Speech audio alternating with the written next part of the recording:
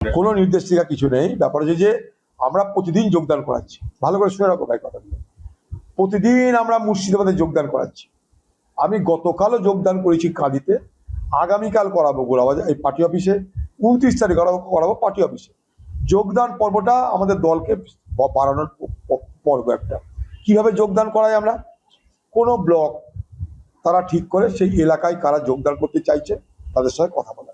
মনে করুন আমার কাছে কেউ এলে যোগদান করতে, আমি সরাসরি কাউকে যোগদান করতে অনুমতি দিই না। কি করি, ব্লককে পাঠাই। কেন? সেখানে আমাদের স্থানীয় নেতৃত্ব আছে। তারা কি করবে, তারা দেখবে, বিচার করবে, তারপর তারা যোগদান করাবে। হয়ে গেল। এবার যোগদান যেদিকে হবে তারা বল দাদা আপনি একটু আসুন, যাই আমরা, এটাই আমার কাজ। একইভাবে মুর্শিদাবাদের বিভিন্ন জায়গায় নির্বাচনের পর থেকে হাজার হাজার, একটা নয় হাজার হাজার তৃণমূল কর্মীরা কংগ্রেস দলে যোগদান করেছে। সেই প্রক্রিয়ার একটা অঙ্গ হিসাবে শামসেরগঞ্জে সেখানে পরশুদিন মনে হয় নাকি, পরশুদিন 23 তারিখে শয়ে শয়ে তৃণমূল কর্মীরা যোগদান করলো। ভিডিও আছে, সভা দেখেছেন, সভায় মিছিল দেখেছেন, সবকিছু আপনাদের কাছে আছে, ব্ল্যাক অ্যান্ড হোয়াইট সব দেখতে পাবেন। সেখানটাই ব্লক সভাপতিদের আমন্ত্রণ ছিল। কাকে? আমাকে। পশ্চিমবঙ্গে একটা মাত্র এমপি কংগ্রেসের ঈশা খান চৌধুরী, তার আমন্ত্রণ ছিল।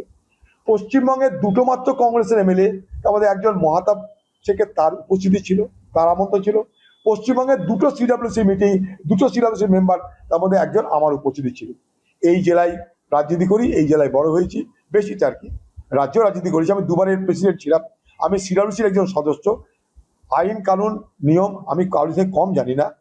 তো সেইখানটায় যখন অনেকে যোগদান করেছে, তার মধ্যে নাকি একটা লোক সম্পর্কে কোনো অভিযোগ পাওয়া গেছে, তার বিরুদ্ধে কেস আছে বা কিছু আছে একজন সম্পর্কে।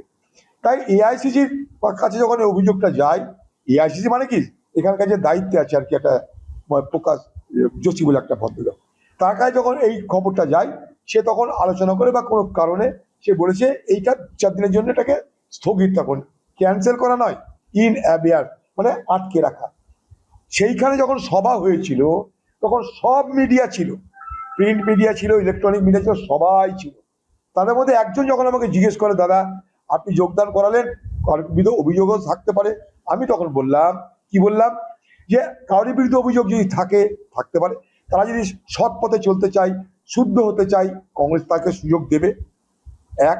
2 নম্বর, আমি নিজে নেতাদের থেকে বেশি কর্মীদেরকে যোগদান করাতে উৎসাহিত বোধ করি, এটাও বলেছি। আর তো কোনো কথা হয়নি, সেখানে কেউ অভিযোগের কথা বলেনি, এইটুকুই কথা হয়েছে। একটা সংবাদ মাধ্যম জিজ্ঞেস করেছিল, তাও সেটা ওখানকার যে তোমাদেরকে বলি, একটা পার্টি আছে না এখন, এই মানে বিজেমূল যাকে বলে, ওখানে জানেন যে শামসেরগঞ্জের যে এমএলএ সে বিজেমূলের লোক, সে তৃণমূল থেকে জিতেছে কিন্তু বিজেপি দালালি করছে। তাদের এটা খারাপ লেগেছে। কেন? তারা দেখছে যে ধুলিয়ান সম্পূর্ণ হাতছাড়া হয়ে যাচ্ছে। সম্পূর্ণ ধুলিয়ান হাতছাড়া যে হয়ে যায়, ঠেকাতে হবে কি করে? একটা কোনো ইস্যু তৈরি করো। সেই ইস্যুটা কি, যতজন যোগদান করেছে তাদের মধ্যে একজনের নামে নাকি অভিযোগ আছে।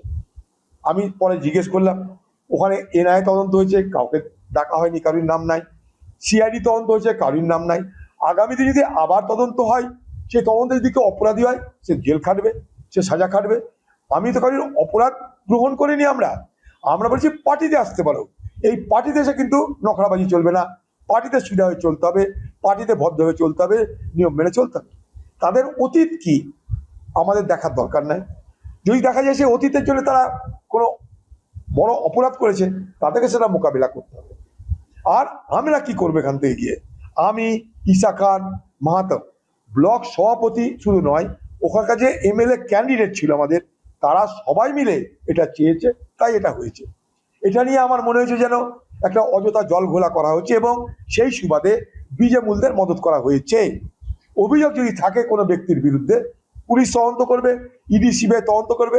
আমি যতটা জেনেছি এনআইএ তদন্ত হয়ে গেছে, কাউকে কিছু বলেনি। সিআইডি তদন্ত হয়েছে, কাউকে কিছু বলেনি। ইডি সিবিআই হয়ে গেছে, কাউকে কিছু বলেনি, ডাকেও নি, কোনো এফআইআরও নাই। এখন যদি নতুন করে আবার এফআইআর হয়, হতে পারে, করুক তদন্ত, কোনো আপত্তি নাই। তদন্ত করলে কোনো অপরাধীকে বাঁচানোর জন্য আমি কোনো আন্দোলন করতে যাইনি। অতএব তিলকে তাল করার যে প্রবণতা, সেই প্রবণতা থেকে সকলকে আমাদের সরে আসা উচিত। আমাকে নিজে এআইসিসি যিনি জেনারেল সেক্রেটারি আছেন আমাকে সকালে ফোন করেছিলেন, আমাকে বলছেন দাদা সবাই জয়েন করেছে, ঠিক আছে, তোমাদের একজন সম্পর্কে একটু কমপ্লেন আছে, আপনি একটু ব্যাপারটা দেখে নিন। তাহলে হ্যাঁ, তা আমি তার জন্যে আমরা বলেছি যে একটু থেমে তাদেরকে যোগদান করাতে 2-4 দিন দাঁড়িয়ে আপনি দেখে নেন, তারপর যেটা খুশি যেটা ভালো মনে হয় আপনি করুন, আপনি আমাদের সিনিয়র লিডার, আপনার ব্যাপারটা কিছু বলার নাই। এখন এইটাকে তিলকে তাল করার গল্প আছে, কিছু নাই, কাজ নাই তো নেই, কাজ তো খই ভাত চলছে বাজারে। আবার আমি কালকে যোগদান করাবো, আবার আমি 29-এ যোগদান করাবো, 29 তারিখে যোগদান মুর্শিদাবাদে চলছে তো চলবেই, কালকেও করিয়েছি। কংগ্রেসের পুনরুত্থান মুর্শিদাবাদ জেলা জুড়ে হচ্ছে, এই পুনরুত্থান ঠেকানোর ক্ষমতা কারী নেই, সরকারি দলে থেকে হোক বেসরকারি দলে থেকেই হোক, এই পুনরুত্থান কাউকে ঠেকানোর ক্ষমতা নেই। বরং আমি সবাইকে বলবো যে জেলায় যোগদান হবে সেই জেলাকে জানিয়ে যোগদান হোক। জানি আমাদের পরিকাঠামোতে জেলা আছে, প্রদেশ আছে, দেশ আছে, অনেক কিছু আছে, কিন্তু মূল ভিত্তি আমাদের জেলা, জেলার মূল ভিত্তি গ্রাম, গ্রামের মূল ভিত্তি হচ্ছে বুথ।